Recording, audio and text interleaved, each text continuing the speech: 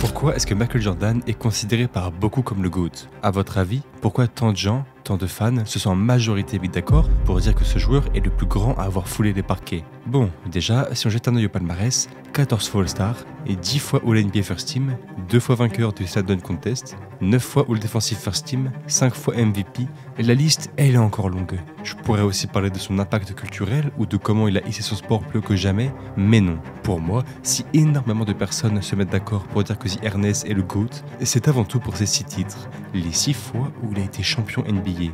Un titre en NBA, ça vaut énormément. Ça bouscule les classements all-time, ça marque les esprits et ça fait de certains joueurs les plus grands. À vrai dire, dans l'ère moderne, c'est-à-dire à partir du moment où Jordan est arrivé au NBA, en 1984, personne n'a eu plus de titres que lui. J'ai beaucoup de respect pour les Bill Russell, John Havlicek ou d'autres joueurs de la dynastie Celtics qui ont effectivement eu plus de titres que lui, mais bon, on parle d'une NBA très peu compétitive avec à peine plus de 10 équipes.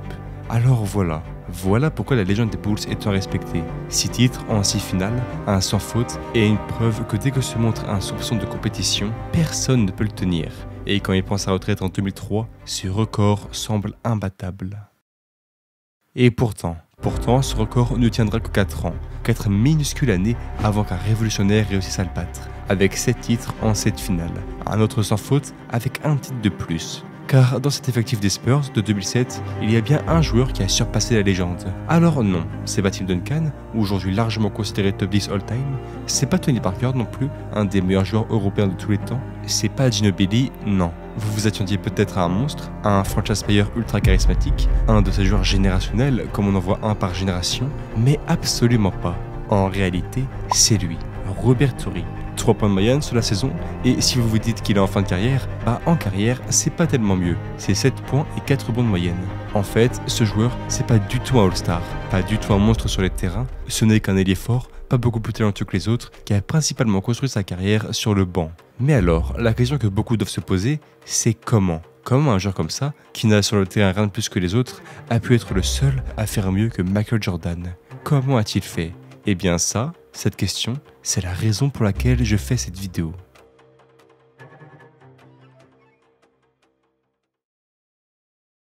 Bon, notre histoire, on va la commencer directement en 1992, là où la draft de 1992 donc va se dérouler. Cette QV va délivrer 2 très gros noms, Shaquille O'Neal et Alonzo Mourning, amenés à devenir des légendes de la NBA. Mais dans l'ensemble, c'est loin d'être la QV du siècle. On félicite les Warriors pour le style Sprewell à la limite, mais tout s'arrête là. Mais il va se passer quelque chose d'intéressant au 11e pick. Là, c'est aux Rockets de faire leur choix, et tout le monde s'attend à ce qu'ils prennent Harold Miner, un arrière athlétique pas encore sélectionné. Sauf que les Rockets, eux, vont prendre un risque. C'est celui de sélectionner le jeune talent d'Alabama, Robert Torrey. With the 11th pick in the 1992 NBA draft, the Houston Rockets select Robert Horry from University of Alabama. Time for the curveball. Oh boy, Robert Horry. Un ailier fort, assez grand et costaud, mais pas non plus si différent. Il va se faire un peu huer par les fans de Houston et les commentateurs vont plusieurs fois mal prononcer son nom. Mais lui, il est content. Tu m'étonnes, il va jouer avec Hakeem Olajuwon, rien que ça. Et dans cette équipe de Houston, il aura un luxe, celui de jouer sous aucune pression. S'il est bon, tant mieux, ça rajoutera une arme Rockets pour vaincre le règne déjà bâti de Jordan. Sinon, tant pis. Mais pour ça, il ne faut pas s'en faire. Robert Torrey va montrer qu'Houston a eu raison de le prendre. Rookie, il sera le genre de joueur qu'on aime avoir sur le banc, un role player solide qui se bat et qui finira quand même la saison à plus de 10 points de moyenne, avec des matchs à 20 points, même un à 29. Et tout ça s'il vous plaît, dans une équipe qui gagne, sous la houlette de Rudy Tomjanovic, mais surtout d'un Hakeem Olajuwon top 2 MVP et 10 points cette saison. L'équipe texane va aller chercher la 2e place de l'Ouest et 55 victoires, leur meilleur bilan depuis l'ère Olajuwon. Pas mal pour une franchise qui à ce moment court désespérément vers son premier titre. Et justement, en parlant de titre, en playoff, ils vont d'abord s'opposer aux Clippers. Je rappelle qu'à cette époque, les séries des premiers tours se jouaient au premier à 3 victoires. Et les Rockets, ils vont se faire très peur en allant jusqu'au match 5. Mais plus de peur que de mal, ils réussiront finalement à s'en sortir. Sauf qu'au second tour, là, c'est un contender, les Sonics de Sean Kemp et Gary Payton. Et forcément, la série sera très serrée. On parle d'un vrai choc à l'ouest, et ça ira jusqu'en 7 matchs. Et c'est le moment pour moi de vous parler de la spécialité de Robert Torrey. J'espère que vous ne l'avez pas oublié, enfin en tout cas, vous allez peut-être souvent l'oublier dans cette vidéo, vous comprendrez pourquoi plus tard. Il est hyper clutch, littéralement, il est fait pour ça. Le clutch, dans le basket, c'est la fin d'un match serré. Et un joueur clutch, c'est un joueur qui met des gros tirs pour donner la victoire en fin de match. Et Horry va déjà faire parler ce talent dès sa première saison. Car alors qu'il y a 91 partout, il plante un tir de fou pour prendre le lead. 2 seconds. They gotta hurry now. 1. The count goes, and Horry with just a hair left on that 24 seconds. Bon, Houston perdra cette rencontre et donc au revoir le titre. Mais pour Horry, ce tir, c'est un avant-goût de ce que sera sa carrière, un peu comme un foreshadowing. Mais à ce moment, personne ne le sait encore.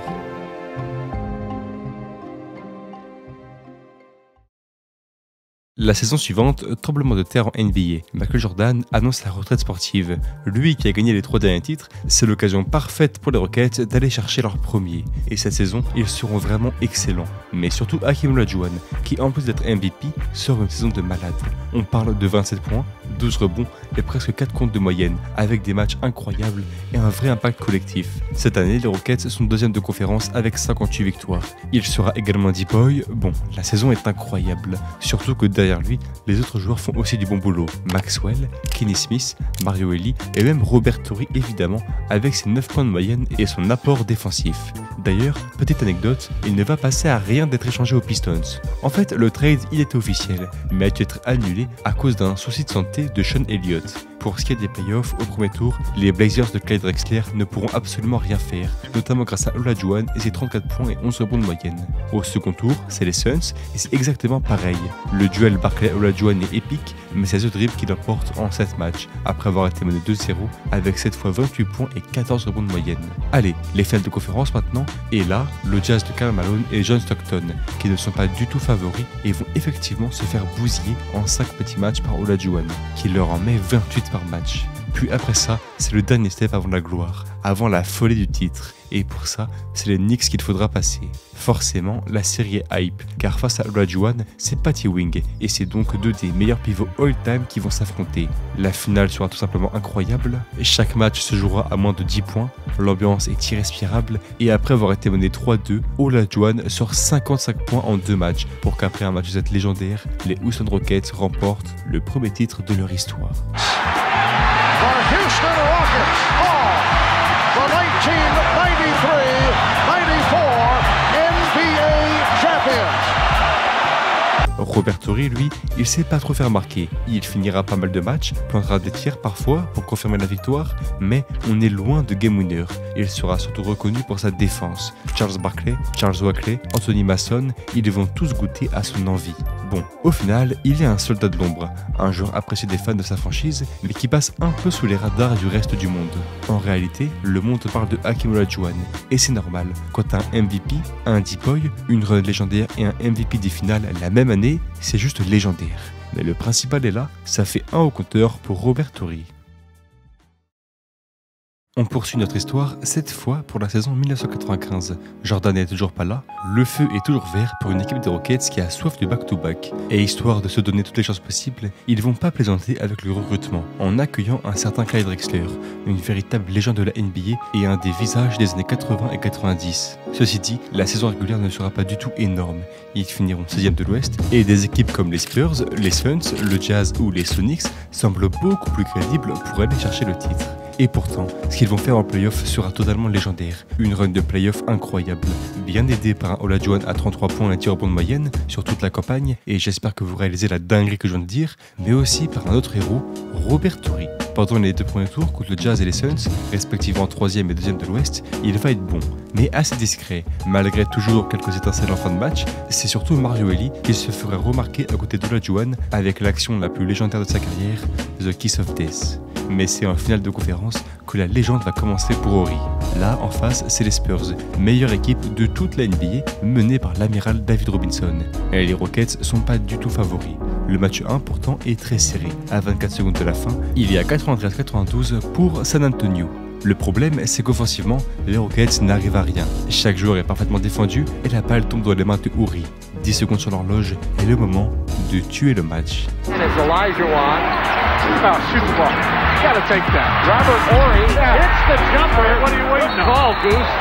Les Spurs ne reviendront pas et ils vont même perdre la série au bout de 6 matchs. Maintenant, c'est l'heure des finales NBA. Et un choc entre les Rockets, 6e de conférence, et pourtant bien à leur place ici, et le Magic de Shaq et Penny Hardaway. Nouvelle sensation dans la ligue. Le match 1 à Orlando sera encore très serré et va connaître un scénario fou. Alors que le Magic mène de 3 points à 45 secondes de la fin, ils vont enchaîner les rebonds offensifs. Pas le choix, les Rockets doivent faire faute. Et Nick Anderson va se retrouver 4 fois devant la ligne des lancers dans le Money Time. S'il en met un seul, le Magic gagne le match.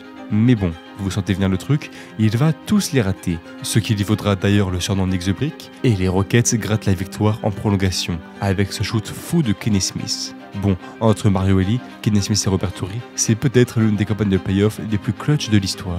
Et en parlant de Horry, je vous emmène dans le match 3. Là, les Rockets mènent 2-0 et ils peuvent tuer cette finale. Et Robert va faire un match de fou. 20 points, 9 rebonds, 4 passes, une interception et 2 contres. Il sera au four et au moulin. Mais surtout, le plus important, alors que les Rockets mènent de 1 point à 14 secondes de la fin, le Magic doit compter sur un stop. Un 2 points les mettrait dans une mauvaise position, un 3 points les tuerait. Et pourtant, Horry, lui, il fait ça. The Magic to get the ball back.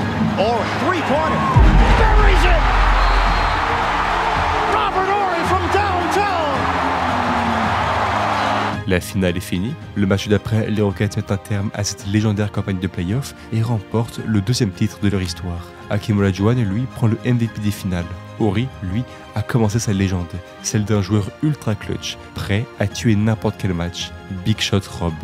D'ailleurs, même si aujourd'hui on retient surtout de sa finale son shoot dans le match 3, il ne faut pas oublier la bonne performance de sa part. 18 points, 10 rebonds, 3 interceptions et 2 comptes de moyenne. Il aurait été un facteur majeur de la réussite des Rockets. Mais surtout, lui qui est au NBA depuis 3 ans seulement, ça fait déjà 2 au compteur.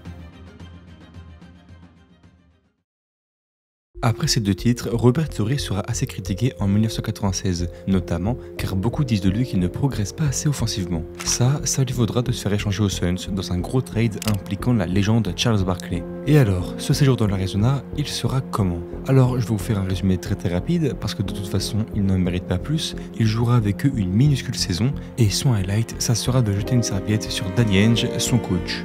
On a vu mieux, et c'est donc après une suspension bien méritée, on va pas se mentir, qu'il se retrouve échangé aux Los Angeles Lakers. Là, il sera beaucoup mieux entouré, car c'est Kobe Bryant et Shaquille O'Neal qui joueront leur première saison avec les Lakers à ses côtés. Ces 3 premières saisons avec les Angelinos sera plutôt banal.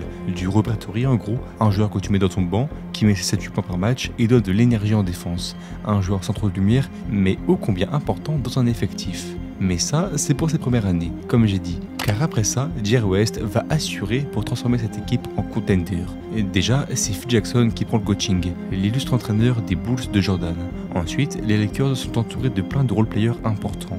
Horry bien sûr, mais Glenn Rice, Ron Harper, A.T. Green ou Derek Fisher également. Sans parler de chaque MVP, d'un Kobe qui explose, la saison 2000 des Lakers, elle sera fantastique. Et en playoff, évidemment que ça va continuer. Cette fois-ci, c'est le Shaq, en plein dans son prime, qui va les emmener au sommet. 30 points et 15 rebonds de moyenne sur toute la campagne, de quoi se rappeler à quel point son prime était terrifiant. Ça détruit Sacramento, Phoenix, Portland, et en finale, c'est le Pacers à Reggie Miller qui a soif de titre maintenant que Jordan n'est plus là. Mais ils se feront quand même éliminer en 6 matchs, et les Lakers rajoutent un autre titre dans leur gigantesque armoire à trophées.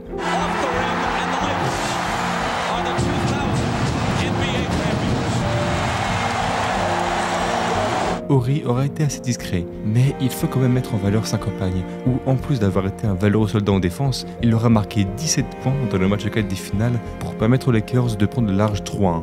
Mais le pire dans tout ça, c'est que les Lakers, ils vont répéter l'exploit. Pour la saison 2000-2001, c'est exactement pareil. Les Lakers sont 2e de conférence derrière les Spurs avec une excellente saison à 56 victoires. Shaq et Kobe sont tous les deux top 10 MVP, mais cette année-là, c'est Allen Iverson qui remportera le trophée. Mais leur saison est exceptionnelle et forcément, ils visent un autre titre, une autre campagne légendaire. Et c'est le cas de le dire, ce que feront les Lakers dans les playoffs 2000-2001, c'est tout simplement l'une des runs les plus dominantes de l'histoire de la NBA. Au premier tour, ça sweep les Jay Blazers salement. Ensuite, place, c'est encore Sacramento qui va goûter à 68 points de moyenne du duo Shaq et Kobe.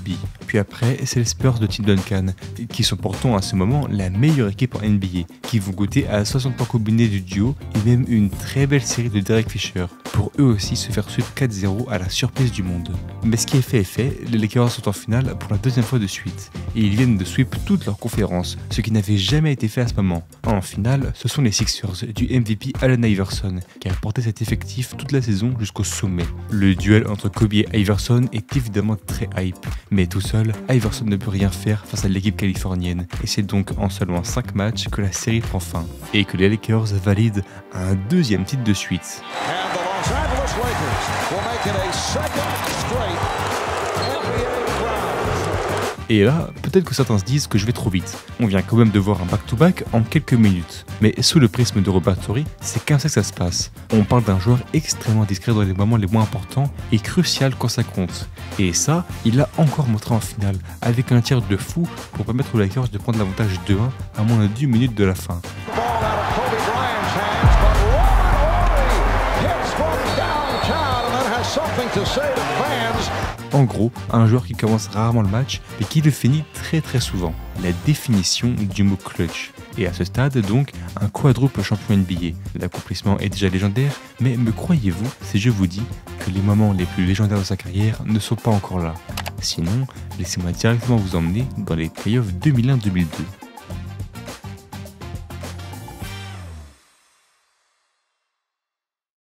À ces moments, les Lakers sont favoris à nouveau. Ils ont gagné 58 fois cette saison, donc forcément, on les imagine encore pouvoir gagner un titre. Eux, qui ont déjà prouvé qu'ils n'ont aucun problème à enchaîner les succès.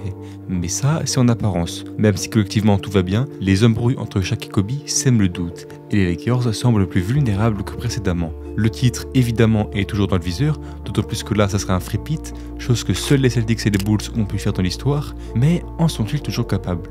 C'est ce qu'on va voir. Au premier tour, c'est les Blazers, toujours cette même équipe connue pour sa dureté. Et alors que les Lakers qui menaient 2-0 n'étaient à rien de perdre leur premier match de cette série, c'est Robert Torrey lui-même qui annihile les Sports de Portland avec ce tir.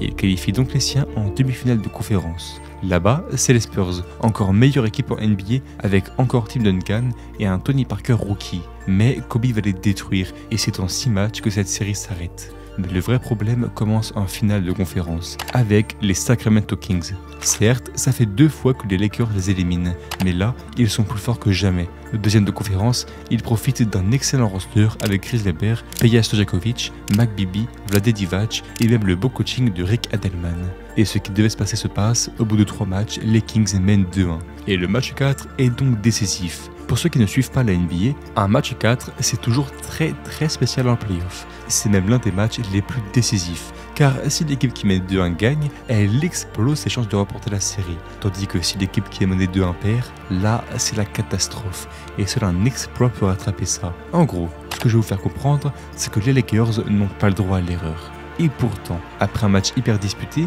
où les deux équipes pourront montrer un très beau basket, ce sont les Kings qui gagnent de 2 points à quelques secondes de la fin, bien aidés par un très bon Vlade Divac ce soir-là, mais même à un jeu toujours aussi bien huilé.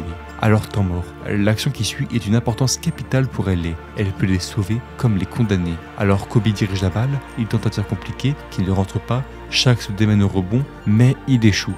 Et Divac pousse la balle loin de la raquette. De quoi évidemment tuer le match.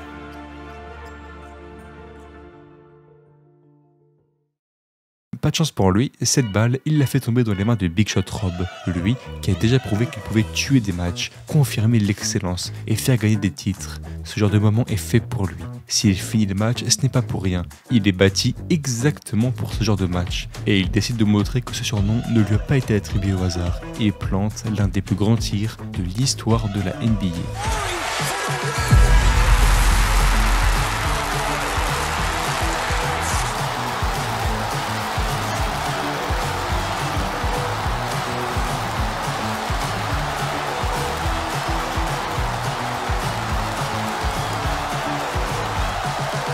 Le Staples Center est en ébullition, victoire Lakers. Après le match, Vlade Divac parlera de tir chanceux, chose à laquelle Horry répond.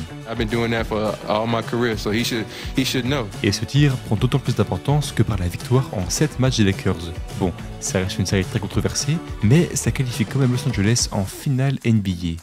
Là-bas, c'est les New Jersey Nets de Kenyon Martin et Jason Kidd, une équipe héroïque qui rêve de titre. Mais vous vous en doutez, face à l'ampleur de l'exploit, les Lakers ne se permettront pas ne serait-ce que douter, et ils s'offrent une ultime ascension au sommet.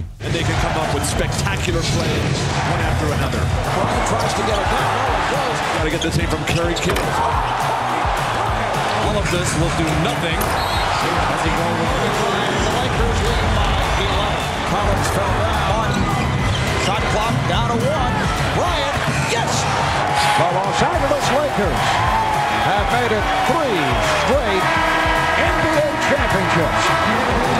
Congratulations to the Lakers, the city of Los Angeles.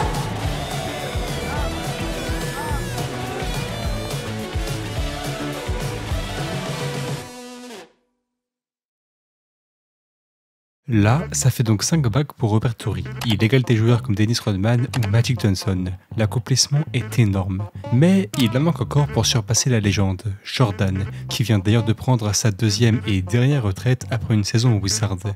Et oui, c'est pas une blague, Jordan a vraiment joué au Wizards. Bon, mais là le problème, c'est que les Lakers, ils vont vraiment baisser en régime. Après leur frépite, ils seront 5e de l'Est. Et après avoir éliminé les Timberwolves en 6 matchs, ils vont se faire avoir par les Spurs et leur incroyable effectif, mené par Tim Duncan et le coaching de Greg Popovich. Et ça, c'est pas pour Robert Horry. Dans l'art d'être au bon endroit au bon moment, lui, il est vraiment coutumier du fait. Et après cette saison plutôt compliquée, il s'en va de nouveau au Texas, mais cette fois-ci au San Antonio Spurs. Littéralement l'équipe qui vient d'être championne. Il jouera donc avec Tim Duncan, Tony Parker et Manu Ginobili et partagera avec Bruce Bowen le rôle de vétéran d'expérience. En 2004, son temps de jeu diminue au fil de la saison, mais il sait comment se rendre valuable, notamment avec sa défense de fer. Ceci dit, son rôle reste pour l'instant extrêmement réduit. Mais ne vous inquiétez pas, Greg Popovich sait exactement ce qu'il fait et il compte bien utiliser Robert Horry de la bonne manière pour gagner. Après une saison 2004 où les Spurs sont éliminés dès le second tour contre les Lakers, ils finissent par retrouver les finales NBA en 2005. Et avec la manière s'il vous plaît. Après avoir fini 2e de l'Ouest avec 59 victoires, notamment avec un Duncan patron de la défense, un Parker patron de l'attaque, mais plus généralement le génie de Popovich qui élabore un jeu léché. Ils ont tout détruit en play-off. Au premier tour, ils ont éliminé en 5 matchs les Nuggets du jeune Carmelo. Ensuite, c'est les Sonics de Ray Allen qui vont se faire sortir en seulement 6 matchs. Puis, en finale de conférence, alors qu'ils sont opposés aux Suns, premier de l'Ouest, et un Nash MVP, c'est en seulement 5 matchs que la série s'arrête. Bonjour les finales NBA donc, et là, va falloir passer un sacré morceau. Les Detroit Pistons de Richard Hamilton, Chauncey Billups, Ben Wallace et Rashid Wallace. Une équipe ultra défensive. Contre eux, marquer plus de 200 points peut déjà être vu comme une victoire. Et la série va le prouver. Durant cette finale, aucune équipe ne dépassera les 100 points. Et elle sera largement considérée à sa fin comme une, si ce n'est pas la plus grande finale en défense de l'histoire de la NBA. Bon, dans tout ça, comment se portent les Spurs? Eh bien, je vous emmène dans le match 5, là, il y a 2-2 dans la série, et donc forcément, celui qui prend ce match aura un très gros avantage sur l'adversaire. Comme tous les matchs de cette série, il sera très disputé, Chauncey Billups en patron côté Pistons, Duncan côté Spurs, et après 4 quarts temps et un peu de prolongation, il reste 1 minute 30 sur l'horloge, les Spurs sont menés de 4 points. Sur le terrain, Ginobili, Parker, Duncan pour faire la différence. Mais surtout Robert Horry, car Popovich le sait, dans ces moments, c'est à Big Shot Rob de prendre les responsabilités. Et c'est exactement ce qui va se passer. D'abord, il récupère la balle à 3 points, feinte le shoot, puis postère violemment Richard Hamilton, avec la faute en prime. Bon, il rate le lancer. Mais surtout, avec 9 secondes sur l'horloge et la pression des grands moments sur les épaules, les Spurs sont menés de 2 points. Ginobili est pris à 2 et les Pistons font la monumentale erreur de laisser un des joueurs les plus clutch de l'histoire des playoffs tout seul. Évidemment, ils vont le payer cash. Here's Ginobili. To Horry for 3. Oh, unbelievable. This guy is off the charts. Robert Horry from behind the arc. Un nouveau tir légendaire dans le palmarès de Robert Horry. Et il le devient d'autant plus quelques jours plus tard quand au bout de 7 matchs, les Spurs remportent le titre.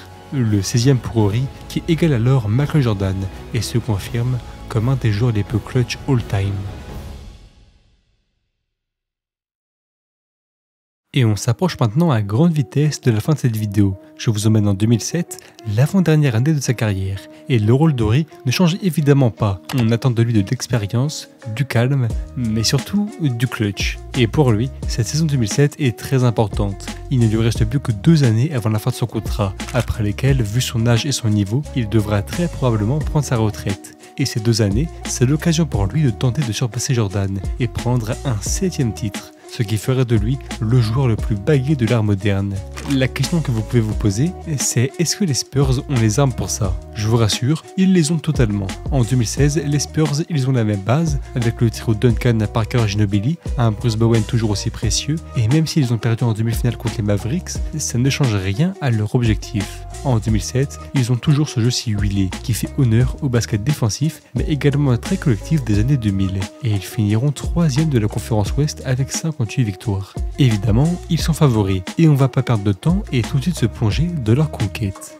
Dès le premier tour, ils affrontent les Nuggets de Allen Iverson et Carmelo Anthony. Denver gagnera le match 1, puis absolument aucun. Mais pour notre histoire, j'aimerais mettre l'accent sur le match 4. Match où alors que les Nuggets ont l'opportunité d'égaliser dans la série et ne sont plus qu'à 1 point de faire l'exploit, Robert Horry tue tout leur espoir sur ce shoot. Alors je vous le dis maintenant, pour être honnête, ce tir, c'est le dernier gros shoot de Horry en playoff. Et si je vous dis ça, c'est pour poser une sacrée statistique. En carrière, il aura donc lâché 7 énormes tirs en playoff pour donner des victoires ultra cruciales. Après ça, les Spurs avanceront pour les demi-finales de conférence. Et donc voilà, je vous ai dit que Horry ne plantera plus d'énormes tirs. Par contre, il va réussir à être très clutch, mais d'une autre manière. Match 4. Les Spurs sont opposés aux Suns dans les demi-finales de conférence. Il y a 2-1 Spurs. Évidemment, si les Spurs gagnent, ils sont à 90% sûrs de gagner la série. Mais ils ne vont pas le faire. C'est Phoenix qui remporte ce match et recolle 2-2. Et là, peut-être que je passe pour un fou et que vous allez me dire comment Horry a pu être clutch dans un match qu'ils ont perdu. Eh bien, car dans les derniers instants du match, Horry va ultra violemment percuter Nash, ce qui est très mal vu par le banc des Suns qui part direct sur le terrain sans prendre à lui. Le problème, c'est que depuis l'incident Malice at the Palace, c'est totalement interdit pour les joueurs de quitter leur banc pendant une altercation. Et le lendemain donc, Robert Horry, Boris Dio et Amar'e Stoudemire sont exclus pour le match 5. Le problème, c'est que Horry, c'est un role-player, pendant que Stoudemire est une jeune star, et Boris Dio, un des meilleurs role-players en NBA. Forcément, la série n'est plus équilibrée, et les Spurs gagneront donc sur ce gros shoot de Bruce Bowen pour conclure la série. Cette série est évidemment ultra controversée, mais ce qui est fait est fait, et en finale de conférence, les Spurs ne laissent aucune chance au Jazz de Deron Williams et Carlos Boozer, et s'invitent donc en finale NBA. Plus qu'une série, absolument rien pour que Robert Horry devienne le premier joueur à n'avoir pas joué pour l'ancienne dynastie des Celtics qui obtient 7 bagues au moins. Mais l'adversaire, c'est pas n'importe qui, LeBron James, qui pour la première fois de sa carrière arrive en finale NBA. Bon, le nom fait rêver, mais en réalité, cette série n'est pas du tout équitable. LeBron est à bout de souffle, il a mené un effectif en finale NBA alors qu'il n'avait absolument rien à y faire. Pendant que les Spurs sont une nouvelle dynastie, bien motivés à prendre un nouveau titre. On ajoute à ça Tony Parker, qui sera monumental pendant chaque match. Cette finale NBA va durer 4 matchs seulement. Un sweep, au cours duquel l'exploit est donc réalisé. Robert Horry obtient sa 7e bague. Cavs will just inbound with 1.9 remaining. Marshall throws it down. Damon Jones fires away. And there's the buzzer. The San Antonio Spurs are NBA champions once again. Their 4th title in 9 years. With his work, you see some of the results, and a lot of our big men, like Tim Duncan and Robert Horry.